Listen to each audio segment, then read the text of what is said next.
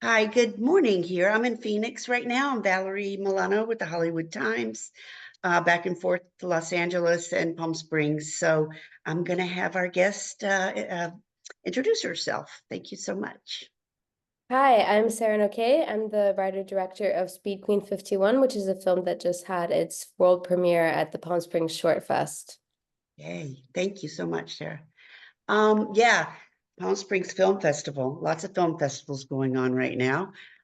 Speed Queen 51 is a psychological thriller starring Rory Culkin about two strangers alone in a laundromat at night who realize they're never going to see each other again and decide to trade some secrets. So, yeah, That's I was great. one of the lucky ones that's got to see it. And the idea to total strangers exchanging intimate secrets about themselves is both interesting and challenging for one to accept, and especially in this day and age of mistrust and misdeed.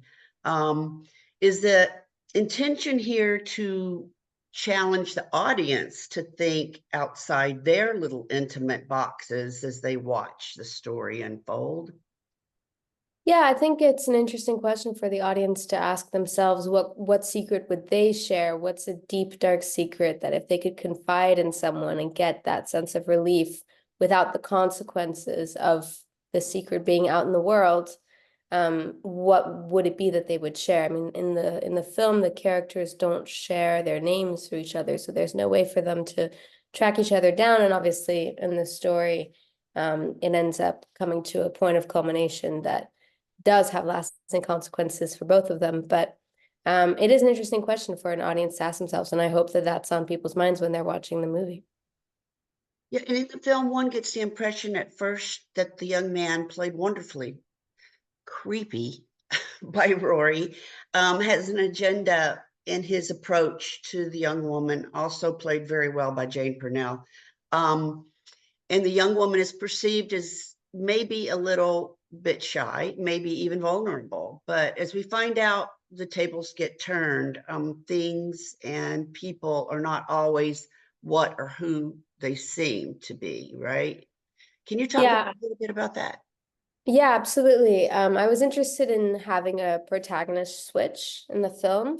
So starting off from the man's perspective as he approaches this woman, and we're curious about what his intentions are, whether they're malicious, whether there's a hint of romance in the beginning between the two of them because they're alone together in this dark space. It could lean either way, right? It could either have sort of scary quality, or it could be the beginning of a romance. So we start from his point of view, and then throughout the sharing of secrets, we start to take her point of view on the story that he ends up telling her, and ending the film with her perspective on this man having come up to her. So hopefully we get a good sense of where each of them are at in the story, and use that pivot as a way to get a new perspective on both of their secrets.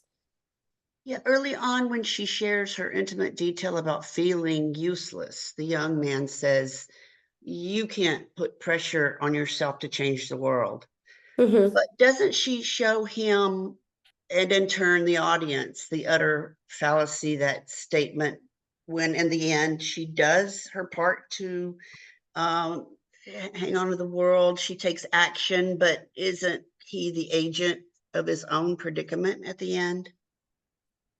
That's a good question. I think that her secret is sort of a setup for um, what she ends up doing at the end as a result of hearing his secret, in that she's looking for a sense of purpose. She's looking to look right in front of her and know exactly what she's meant to do. And that's what ends, without giving away the film, that's sort of what ends up happening is she's hearing his secret and she's getting a sense that this is a way that she could fulfill her purpose or find a sense of meaning in her life. It's a good question of whether it's his agency or hers that results in that final action, whether he brings it on himself or if she's the one that sort of makes something of what an event that he thought would be passive, where he could just confide and she would just comfort him. I think he's expecting her to provide a sense of relief for him. And in a way that makes them both kind of selfish people, that they're trying to take part in this selfless exchange of of deep vulnerability, and yet they're both looking for something that they can get out of each other. She's looking for him to provide her with this sense of purpose. She's looking to find utility in this exchange, and he's hoping that she'll forgive him essentially on behalf of the world for what he's done. So the question of agency is really one that I was keen to explore, and that I hope is something that remains ambiguous, but you know, uh, still ambiguous, but something that we're curious about at the end of the film. Yeah. It's an interesting story, one that certainly provokes thought, among the audience. Where did you find inspiration for the story? And can you talk a bit about the production process? Like, how long was the shoot and where the laundromat you used Yeah, is? so this laundromat, I lived in Bushwick at the time of shooting in Brooklyn and New York, and this was my laundromat across the street from me that I used. And it had these very big dryers that ended up being a plot point in the film. So it ended up being the perfect set, but I was definitely inspired by this location first, and these two actors that I had already worked with, who I knew that I wanted to cast in the role. And I really wrote the characters for these two actors. I didn't audition anyone. I just asked them both if they'd be interested in the project. I had this laundromat that I knew I could shoot in because it was mine, and it was very easy to prep the shoot because I would just go there every day with with various department heads.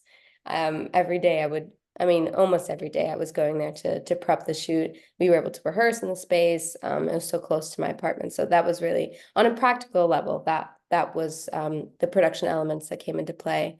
On more of a story level, I think I was at a point in my life where I had graduated from college into the pandemic, like 2 months after the pandemic started. And it had been a few years, and this was a time when people were starting to like get back to life and start making films again. And I just had the pressure to, find a job and find a good use of my time. And I felt like an almost overwhelming amount of power to decide who I wanted to be, or I felt like I had this huge responsibility to define myself in the world as an adult, as a working adult. And I was drawn to that theme, and I wanted two characters who were at a point in their lives that was similar, this sort of transitional space where they wanted to define themselves and decide who they were, and they were wanted to challenge what the world thought of them and how much power the world had to define who they were. And in a way, they're both kind of self-prioritizing characters that think themselves better than their surroundings. And there's a sense of that individualism when you're at a time when you're trying to figure out who you want to be, where you have to have a bit of an ego about it to make any big decision. So I wanted to explore characters that were at that time in their lives where they were at a big point of transition, or when they were challenging how they were being seen and how they saw themselves in the world. And then the laundromat fit in as a very similar space in that it's a transitional liminal space that nobody lives in. We're all in temporarily. And I thought it was interesting to put these two characters in that space. And then obviously it's just a brief encounter, which was the name of the screening block at Palm Springs, Brief Encounters. But it's a brief encounter in this space, and they come and go and have an exchange that changes both of them. And the cinematography was very effective with its intimate close-ups and brief sweeping pans to establish the setting. The production values were solid, particularly for having been shot in that laundromat. Talk about the cinematographer and talk a little bit about their work, please. Yes, so my cinematographer's name is Adil Iriakli. Her name is Turkish, it's a little hard to pronounce. But she's someone that I've been working with in various capacities since college. Most of my crew was people I'd worked with on so many different sets and in many different roles over the last few years. So it was a really great, tight-knit group of friends, which really helped. We shot in 2 nights in February, so we were shooting outside of business hours. We shot 9 p.m. to like 8 a.m. On 2 weekends. But the fact that the crew was so close and that we all were actually good friends made it really easy to do the nights, and made it so that we were able to foster a really creative environment and relaxed and not stressed about anyone feeling like they, were being overworked. It really felt like a family environment. She's an incredible cinematographer. She's worked on some really, really great projects. She was able to actually, so we had big panel fluorescents in the laundromat on the whole ceiling, as you do in a laundromat, and we weren't able to turn them off. And at first that was a big concern, that we would just have to light the film with fluorescence, but she was able to adapt to that and basically color balance the camera to those lights, so that then when we added our lights, which were much stronger, we were able to really control the lighting of the scene.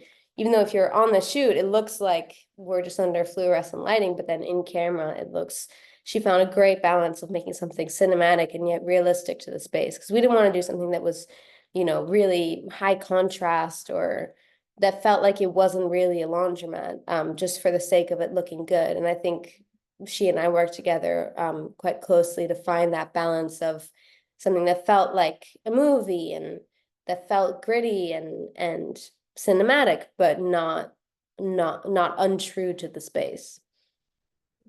Well, as we wind down, I just tell our audience like where we can find more about the film and social media, a website, and you and any other work you've done. Yeah, so my name is Sarah Nocquet. I'm sure it'll be written in the article. My website is sarahnoquet.com. My Instagram is Sarah Nocquet. Those are the two main places to see my work.